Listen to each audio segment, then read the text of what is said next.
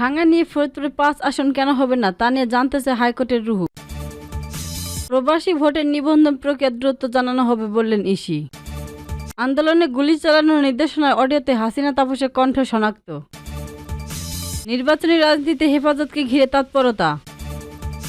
ফরিদপুরের 4 সংসদীয় আসন থেকে ভাঙা উপজেলাকে আলাদা করে ফরিদপুর 5 সংসদীয় আসন কেন করা হবে না তা জানতে চেয়ে রুহু জারি করেছেন হাইকোর্ট। ফরিদপুর 4 সংসদীয় আসনে রয়েছে ভাঙা, চরভদ্রেশ্বর ও সদরপুর উপজেলা। সোমবার 22 সেপ্টেম্বর বিচারপতি মোহাম্মদ মুজিবুর রহমান মিয়া ও বিচারপতি বিশ্বজিৎ দেবনাথের হাইকোর্ট বেঞ্চ এর রুহু জারি করেন। আগামী 10 দিনের মধ্যে নির্বাচন কমিশনকে রুহুর জবাব দিতে হবে বলা হয়েছে। আদালতে রিটের পক্ষ শুনানি করেন ব্যারিস্টার মোহাম্মদ হুমায়ুন কবির পল্লব। রিটের পর আইনজীবী ব্যারিস্টার মোহাম্মদ হুমায়ুন কবির পল্লব বললেন, নির্বাচন কমিশন আগামী 13 জাতীয় সংসদ নির্বাচন চূড়ান্ত সীমানা নির্ধারণ করে প্রক্ষাপন জারি করেছেন। এই প্রক্ষাপনে চরভদ্রেশ্বর, সদরপুর ও ভাঙা উপজেলাকে নিয়ে ফরিদপুর 4 সংসদীয় আসনের সীমানা নির্ধারণ করে এই প্রক্ষাপন চ্যালেঞ্জ করে রিটেন দায়ের করা হয়। এছাড়া রিটে জাতীয় সংসদের সীমানা নির্ধারিত আইন 2021 এর 7 ধারা এবং সংবিধানের 125 অনুচ্ছেদকেও চ্যালেঞ্জ করা হয়েছে। ব্যারিস্টার হুমায়ুন কবির পল্লব আরও বলেছেন, 2008 সালে নির্বাচিত কমিশন 2টি সংসদীয় আসন ফরিদপুর ও ফরিদপুর 5 কে একত্রিত করে 3টি উপজেলার সমন্বয়ে একটি আসন করে। রিট আবেদনকারীদের একজন পূর্বের মতো ফরিদপুর 4 ও ফরিদপুর 5 দুটি স্বতন্ত্র সংসদীয় আসন পুনর্বহানের জন্য আবেদন করলেন।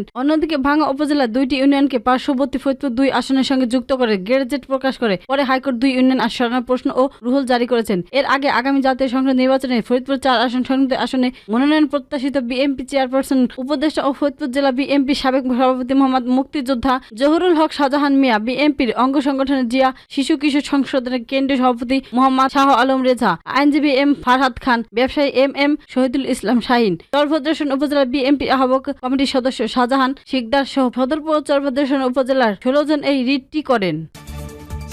প্রবাসীদের ভোট দেওয়ার জন্য নিবন্ধন প্রক্রিয়া সম্পর্কে দ্রুত জানাবে নির্বাচন কমিশনার ইসি। সোমবার 22 সেপ্টেম্বর নির্বাচন ভবনের মিডিয়া সেন্টার সাংবাদিকদের এ তথ্য জানানো ইসি নবনিযুক্ত জনসংগঠনের পরিচালক রুহুল আমিন মল্লিক। তিনি বলেন, প্রবাসী বাংলাদেশিদের ভোটাধিকারের জন্য ওসিবি প্রজেক্ট রয়েছে। এই প্রকল্পের অধীনে আমরা কিভাবে ভোট দেব, প্রবাসী ভোটরাও কিভাবে রেজিস্ট্রেশন করবে তা একটা মোটামুটি ডিজাইন করা হয়েছে। এটা অনুমোদনের জন্য আমরা কমিশনার দিয়েছি। বিকালের মধ্যে অনুমোদন পেয়ে যাব বলে আশা করি। অনুমোদন পেলে জানাতে হবে। জনসংযোগ পরিচালক বলেন, প্রবাসীদের ভোট পদ্ধতি এবং কিরকম হবে তা পদ্ধতি ভোট দিতে যাচ্ছি। এই বিষয়টা ব্যাপকভাবে প্রচারের দরকার হবে। প্রযুক্তি সম্পর্কে যত বেশি জনগণ ধারণা পাবেন তত বেশি ক্লিয়ার হবেন। এ বিষয়ে ব্যাপকভাবে যাতে প্রচার হয় সে প্রত্যাশা আমাদের। ইসি অনুমোদনের পর পলিসিটা জানিয়ে দেব আমরা। এই সময় ইসির সরকারি সংযোগের পরিচালক আসাদুল হক উপস্থিত ছিলেন। আগামী ফেব্রুয়ারি প্রথমার্ধে ভোটের লক্ষ্য নিয়ে ডিসেম্বরের প্রথমার্ধে তফসিল দিতে চায় ইসি। এবার এই প্রথমবারের মতো প্রবাসীদের ভোট দেওয়ার কার্যক্রম পদক্ষেপ নিয়ে যাচ্ছে সংস্থাটি। এজন্য একটি অ্যাপ তৈরি করা হচ্ছে। প্রবাসী ভোটেরও এই অ্যাপে নিবন্ধন করবে। এরপর অনুযায়ী ইসি ব্যালট পাবেন। সংশ্লিষ্ট প্রবাসী ভোট দিয়ে তার নিকটস্থল পোস্ট বক্স জমা দেবেন। এদিকে প্রবাসীদের পোস্টাল ব্যালটে ভোটের ব্যবস্থা করা ছাড়াও দেশে অনুপস্থিত কয়েকটি এবং ভোটের কাজে নিয়োজিত সরকারি চাকরিজীবীরাও এই সুযোগ পাবেন।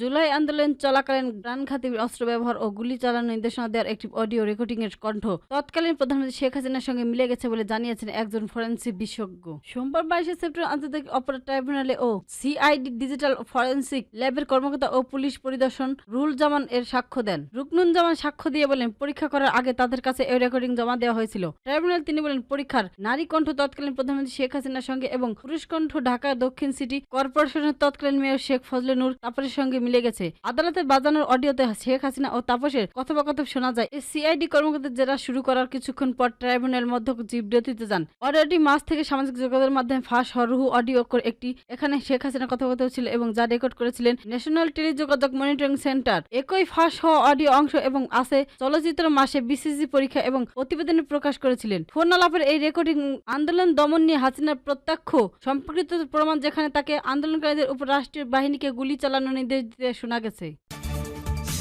অরাজনৈতিক সংগঠনে হলে আগামী জাতীয় নির্বাচন সামনে রেখে হেফাজতে ইসলামকে ঘিরে রাজনৈতিক অঙ্গনে তৎপরতা বেড়েছে। কওমি মাদ্রাসা ভিত্তিক এই সংগঠনের কাছে টানতে বিএনপি সহ বিভিন্ন দল সংক্ষিপ্ত ভূমিকা নিয়েছে।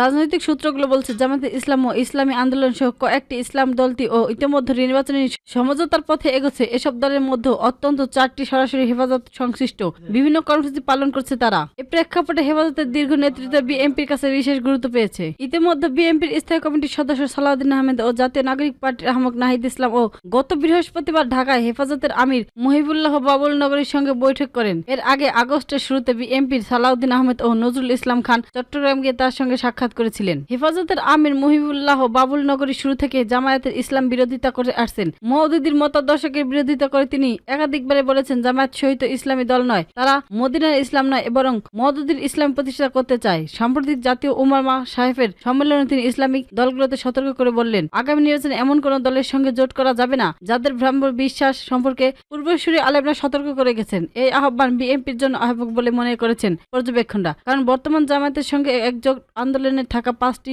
কওমি মাদ্রাসা ভিত্তিক দলের মধ্যে 4টির সঙ্গে হেফাজতের সম্পর্ক রয়েছে। তবে বাবুনগরী এসব বক্তব্য নিয়ে হেফাজতের ভেতরে মিশ্রণ প্রতীকে আছে। কেউ কেউ মনে করেন একটি অরাজনৈতিক সংগঠনের নেতৃত্ব থেকে কোনো রাজনৈতিক দলকে সরাসরি আক্রমণ করা যাবে, নির্বাচন জোট নিয়ে মন্তব্য করা বিতর্ক সৃষ্টি করতে পারে। তবে সংগঠনের আমির দেশের প্রবীণ আলেম হওয়ার প্রকাশ্যে কেউ আপত্তি তুলছেন না। অন্যদিকে জামায়াতের মহাসচিব মিয়া গোলাম পরোয়ার বলেন, হেফাজতের আমিরকে আমরা সম্মানিত করি, কিন্তু ইসলামী শক্তির ঐক্যের বিষয়ে এমন মন্তব্য কোনো গাটি মোমেনের কাছ থেকে কাম্য নয়। ইসলামী আন্দোলনের যুব মহাসচিব গাজী আতাউর রহমান মন্তব্য করেন, হেফাজত নীতিগতভাবে নিরপেক্ষ থাকার কথা থাকলেও এখন মনে হচ্ছে তারা পক্ষ নিচ্ছে, যা ইসলাম ঐক্যের মতো শুভ হবে না। বিশেষজ্ঞদের মতে হেফাজতের ভোট ব্যাংককে কেন্দ্র করে বিএনপি তাদের সঙ্গে ঘনিষ্ঠতা বাড়ছে। তবে এ নিয়ে হেফাজতের ভেতরে বড় ধরনের মতবিরোধী তৈরি হলে সাংগঠনিক অবস্থা আরো জটিল হতে পারে।